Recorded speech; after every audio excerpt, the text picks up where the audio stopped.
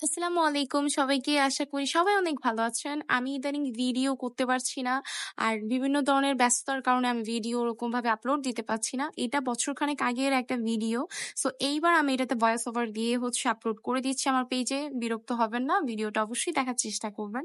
So আরো বছরখানেক আগে আমি এই ড্রেসটা অনলাইন পেজ বিডি থেকে আমি অনলাইন শপিং বিডি সামথিং এরকম একটা জায়গা থেকে আমি অর্ডার দিই। বছরখানেক আগের ঘটনা আমার ঠিক মনে নেই।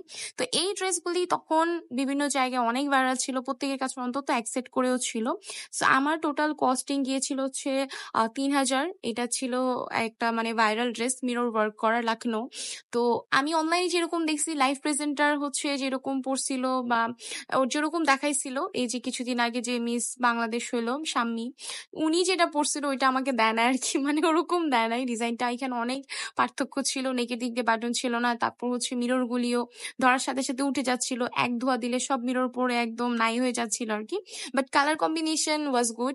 আমাকে পরার পরও অনেক ভালো লাগছে। আর যদি একটু স্লিম ফিট বডি হয় তাহলে এটা আরো সুন্দর লাগে। কিন্তু ভিতরে সেলাইয়ের কাজ অনেক খারাপ ছিল। তারপর জায়গায় জায়গায় খুলেও যাচ্ছিল।